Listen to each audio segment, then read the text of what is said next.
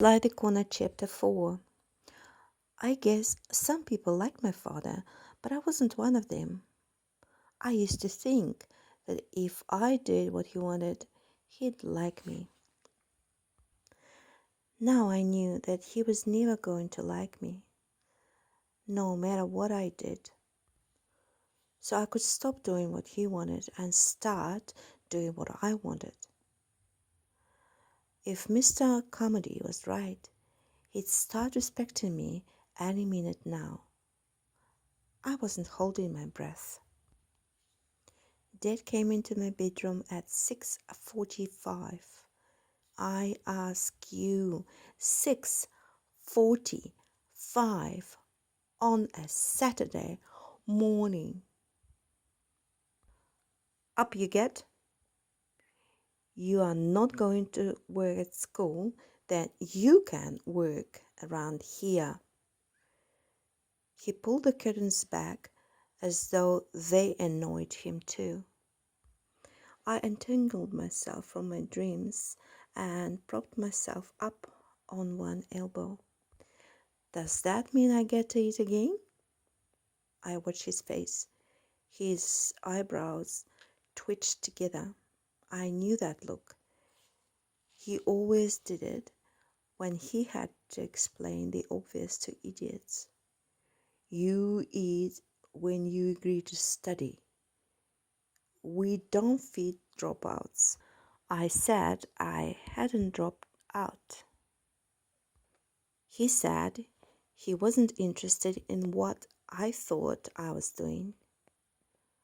I had to do what they said. They knew best. They were older than me and smarter. Well, I thought you're going to have to be real smart to get me to work if you're not going to feed me. Get up, he roared. He's got a short fuse, my father. Get up now. Shut up. One day I'd say it out loud. Probably one day soon. He stood there, his hands on his hips, waiting for me to get out of bed. He expected me to sulk and argue. I could tell. So I jumped up, stretched myself, said that what a beaut day it was, and then I put out a hand, ruffled his hair. What there was left of it. He tried to hide his bald patch by combing long bits from the side over the top. I stood real close to him and looked down at him. He snorted, "Grow up," and stalked out, slamming the door. I got dressed and thought about things. Good things first. One, today I was going to the Chechertons to look at their rally car. Two, it was Saturday and I wasn't going to spend it studying with Mom. Three, I had 6:30 for food. And then, not so good things. One, I was hungry. Two, I had no job. Three, I had 6:30 for food. Greg, come here, Dad again, getting impatient. He didn't like the new me. So much for Mr. Comedy's theory. I took no notice and started tidying. I dusted Rover and gave him a pat. Dad flung the door open and charged in as if he had six-cylinder engine under the bonnet. Get out here, he yelled. Sorry, Dad. Just doing my room. Always do my room on Saturday, remember? If he'd had a horn, he'd have blasted it at me. Instead, he sort of grunted in frustration and backed out. I kicked the door shut behind him. Then Mom came in. She sat on the bed. Greg, please, will you study this afternoon? You can't say it, but what you're doing is going to ruin your life. Mom, listen, I said. I got out 3 words. I decided to. Before she jumped in, she went on about how I couldn't be expected to know what was good for me. Far out. I was the only living in my skin, wasn't I? I should be able to have some day in what was good for me, to have some say in what was good for me. Dad let out a roar from the kitchen. Get out here, Greg. Mom stood up. I know what we're doing seems hard on you, but you'll thank us one day. For starving me? She had to be joking. My stomach gave a rumble of a volcano would have been proud of. Mom looked all concerned. Oh, Greg, when will you come to your senses? Dad yelled at me again. Mom and I went out to the kitchen together. Here's what you've got to do today, he said, slapping a bit of paper down on the table. He read it out loud. He read it out slowly, as if I didn't understand. Mow the lawns, wash the car, clean the windows, weed the garden, wash down the house, paint the front fence. Well, I wasn't going to do that on an empty stomach. Not any of it. I picked up the list and screwed it up slowly. Dad went red, then purple. Mom said, "Oh, Greg." William came in before Dad managed to get any words out. "You're wrong, you know," he said to Mom and Dad, in that sort of voice you'd used to say what a nice day it was. "You're trying to make Greg be like Kitty and me, and he's not." "Not a bad observation for a 14-year-old. "Thanks," I said. He grinned and started piling peanut butter onto a piece of toast. Then he handed it to me. I didn't look at Mom or Dad. I just took it. "Thanks," I said again. Dad went ape. William just said, "What you are doing is wrong. You haven't even found out why Greg won't study." Dad kept on going ape, and Mom tied her hands in knots in the tablecloth, but she looked quite relieved that I had something to eat. I stood up. William gave me another piece of toast, marmalade this time. Dad's ape grew to gorilla, and Mom just about had the cloth off the table. Time I went. "See you," I said. I arrived at the Chattertons at 8:30. I hoped it wasn't too early. Their house was old and needed painting. It had a lawn in front and needed mowing. A driveway ran down the side to a large workshop. I could hear radio playing, my station. I knocked on the front door of the house. Mrs. Chatterton opened it. This morning she had her dark hair pulled back in a ponytail, and if it wasn't for the bulge, she'd have passed for about 14. "Greg," she said, "good to see you. Come and meet Brad." I followed her out to the workshop. "Brad, here's Greg." She kicked at the boot sticking out from under the BMW. Brad came out from under the car and stood up. He was dark like his wife, but solidly built, whereas I guessed she was pretty skinny under the bulge.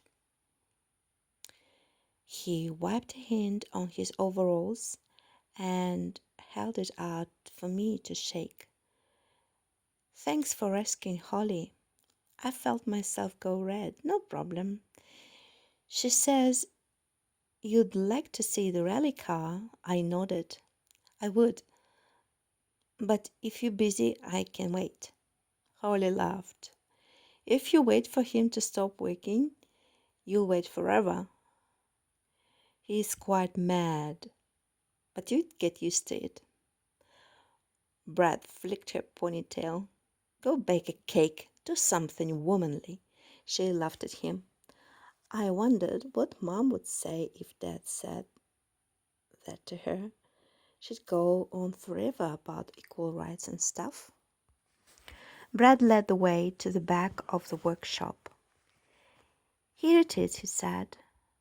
It's not exactly your works, Audi, but we have a lot of fun. It was a Toyota. I walked right around it. You couldn't see where they'd altered the body shape on that last rally. Somebody had done a good panel job. Brad opened the driver's door. Hop in. I sat in the seat. It was a bit far back for me, even though I was taller than Brad. It had all the gear, full seat harnesses, roll cage, fire extinguisher. The intercom gear hung from the roof at the sides, waiting to be plugged into the helmets. In front of the co-driver's seat was the rally computer with all its buttons. That was one computer I'd love to use. The co-driver also had the horn and windscreen wiper controls. Want to see the engine? Brad asked. I did. We leaned over it together. He started fiddling with things. I asked questions and then more questions. This might be the last time I got this close to a rally car. He didn't seem to mind. At last, he closed the bonnet. Want to hang round for a while? He asked. I could feel my grin just about busting out to my ears. Love to. Great. Make yourself useful. Hop in the BMW and start the engine, will you? It's got a noise I don't like. I hoped. Before he could change his mind, I'd sometimes thought that if I won a lotto, I'd buy a BMW. Sitting in one didn't make me change my mind. I sat there, revving the motor. Then, when Brad asked, trying to hear the noise he didn't like. Okay, he said. That'll do for now. I got out and leaned over the engine with him. I hadn't heard anything. It's a low speed, miss, he muttered, and it's not the injection system. So what the hell is it? It was another 15 minutes before he asked me to try it again. It still sounded fine to me. He gave the thumbs up. Got the bastards. Still, we'll take it for a test, just to be sure. Want to come? Did I want to come? Do fish swim? We went down the Killarney Road into Tuhikaramea and bent the speed limit on the road out to the temple. Perfect, said Brad. He sounded pleased. The next car Brad worked on was a Porsche. You ever work on anything ordinary? I asked, handing him a spanner. Whatever they bring, I work on. But if you're good, the word gets round. And he's good, said Holly. Mad, but good. She was sitting at the table under the window, doing the accounts. They asked me to stay for lunch, and I tried not to make a pig of myself. We ate under a tree on the back lawn. We laughed a lot. Brad and Holly teased each other like kids. Holly said if the baby was a girl and it turned out to look like Brad, she'd have to get a face transplant. Brad said no kids could be lucky enough to have him for a father and be beautiful as well. Brad and I cleared up and did the dishes. Got your license, Greg? Brad asked. I told him yes, but that I hadn't driven since Dad found out that I got the school cert. I've got to go and collect some stuff from the couriers this afternoon, he said. Like to drive? Yeah, okay. I said, trying not to sound too excited, but I could feel a huge grin all over my face. Brad brought a ute round from the double garage at the back of the house. I got in and moved the seat forward. I drove off, thrilled to be behind a wheel again. There was a fair bit of traffic around for Saturday, and I like driving in traffic. You've got to keep your wits about you. Watch out for other people doing crazy things. Not that anybody did today. Very well behaved. They all were. We got back. Holly came into the workshop. I'm going to mow the lawns, she announced. Hot damn, you not? Brad exploded. Am so, said Holly. The baby's not due till next week. Mowing the lawn probably won't make it come early. Probably. He just eyed her, looking kind of mad and helpless. It's blackmail. It's a long grass, she said. You win. I'll mow the lawns. I'll mow them, I said. I've had a great day, and you've given me lunch and everything. Saved, Brad yelled, throwing his arms up. Holly laughed. You're totally impossible, Brad Chatterton. So I mowed the lawns and then asked Holly if she'd like me to weed the garden. There were heaps of flowers, but the weeds were taking over. I'd like it so much. I'll even come and sit beside you and tell you about the rallies we've been on. Holly lay in a deck chair and I waited. It's the ones you don't finish that stick in your memory, she said. Being stuck with the broken crankshaft out the back of cow here, for instance. Then she chuckled, or the time we didn't make it round the corner and ended up upside down in a ditch. Of course, the first thing you do is unbuckle your harness. I hold on a whistle. Well, you'd want to get out, wouldn't you? True, she agreed. But what happens when you undo your harness when you are upside down? I picture them hanging there in the car and then falling flat on their heads as they released their harnesses. I laughed. Exactly, said Holly. It was 6 o'clock when I finished the garden. Holly gasped. It's so late, I'm sorry. Should you ring home? I thought about home. Would they have listened to William? No. I shook my head. Doesn't matter. Holly gave me a funny look, but said, Stay for tea. We're having a barbecue. Neat. I was hoping she would ask. No barbecue tasted better. Don't they feed you at home? Brad joked. I think something must have showed on my face because Holly looked at me pretty sharply. You'd better be off, Brad said after dinner. It'll be dark soon, and you've got no lights on your bike. He had noticed that. I started to pick up the dishes. Leave them, he said, then grinned. I promise I'll do them since you saved me from the loans. I got on my bike.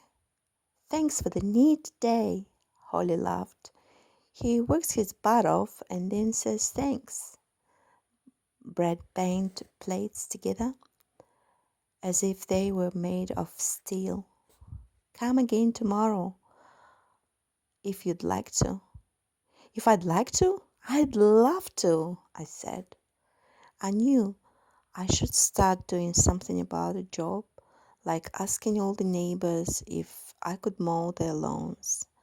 I'll get home early tomorrow and start then. But maybe William had talked Mom and Dad around. Maybe they'd have dinner waiting for me when I got home. Could I eat another meal on top of the barbecue? I didn't have to worry.